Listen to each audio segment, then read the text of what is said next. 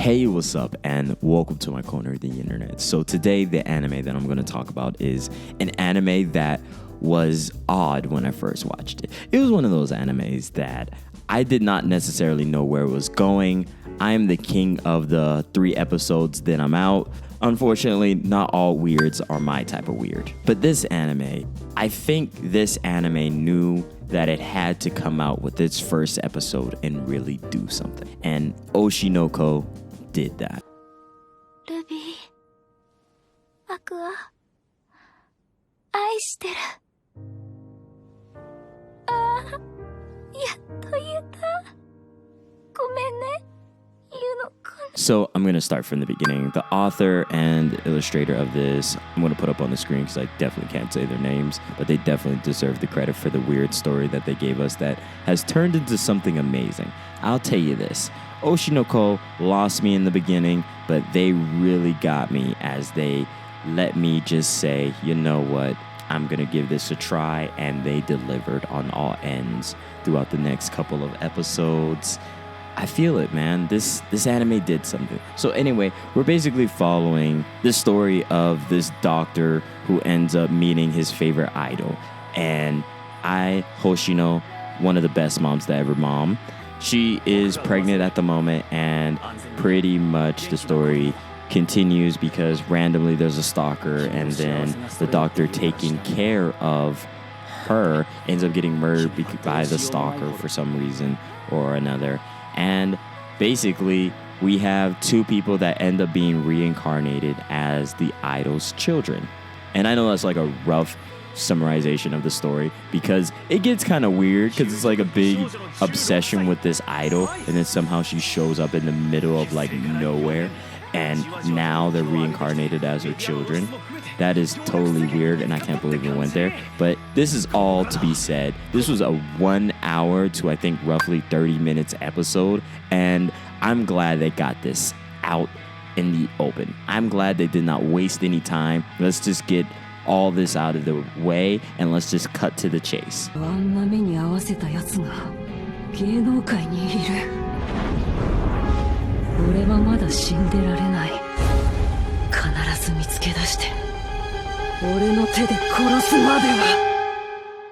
That first episode was such a banger, had such a great conclusion. It set up everything else that was going to happen for the rest of the anime, and unfortunately, it did not keep up the interesting pieces that was built upon from the beginning episodes. Oshinoko was great, but I feel like it could have been so much better, and a lot of different things could have been packaged differently.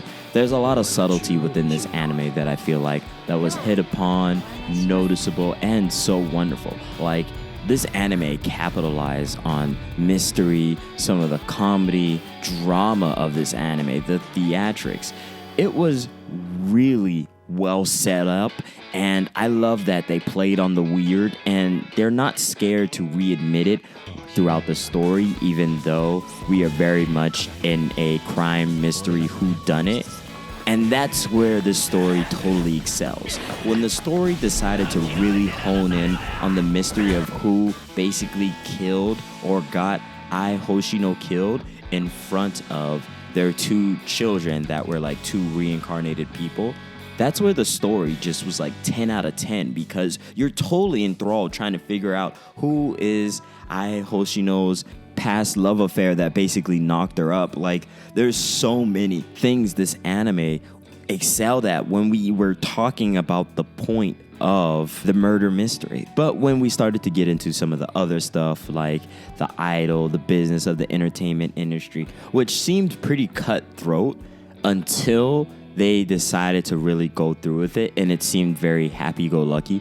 That's where I think it went wrong, where it was not as demure and revenge-filled as I wanted it to be. Maybe a personal preference. Like, it tried to balance comedy along with so many different things, and I feel like the anime would have excelled if it just stuck to what it ended off with within the first couple of episodes. I feel like Oshinoko suffered from the greatness of doing so many different things, but not doing the one thing that they excelled at, perfectly well, and that was the murder mystery. Seeing how Aqua was changed by seeing his mother die, and how he has now become who he was reincarnated into, and then the mystery of Ruby and learning more about who she was before, even though there's subtle hints and you pretty much know, but our characters don't know. It was very much latent with so many different pieces, but then when you started adding all these other characters and all their issues and some of the more goofier things that happened, I don't know, it felt like our focus was going everywhere except for the main piece, and I'm sure that's just setting up the story for more and more things that happen in the future, because this definitely has to get like fully animated. Like, this is not an anime they should let go, because this definitely scratches an itch. And regardless of how weird it is with all the reincarnation and some of the other stuff that happened, it is still 10 out of 10, a super sick story. 一度しか言わないからよく聞けよ。誰にでも夢を見る権利はある。宝くじだって買わなきゃ。大使、ご飯できたわよ。母ちゃん、今いい話。I just personally felt that our vision just got so blurry when you started paying attention to every other thing except for what was driving us in the beginning. But I do realize that's probably plot points that are being set up for later. Sure, whatever. I don't know. I felt like that focus, that revenge plot, just seeing Aqua descend deeper and deeper and his personality acquiesce and he become basically her child, and seeing how that affected him, how much he changed, and man, his interactions with other people and stuff like that, that just stuck with me, man. One thing I enjoyed about the anime is it's pretty. It's animated very well. It makes you feel the excitement. Some of the songs from the idol group I wasn't necessarily into, but I enjoyed a lot of the aspects. I love the real showcasing of emotions. Our characters all feel real. All of our characters hold these moments and these expressions that seem realistic. This anime touched a lot of spots about working, about being filled with dreams, and I love the producer that lives with his mom. I loved everything he said. He gave solid advice while being a useless adult that's trying his best. I loved so many different aspects, though he wasn't necessarily useless. He was very useful. He was just, he just lived with his mom. I mean, he's just that type of guy. But otherwise, he gave really good advice. He was actually there for Aqua. He was very, very great at just being the adult that actually helps push a younger person forward while they go through this very traumatic event and try to change and deal with the things that were going on in their lives.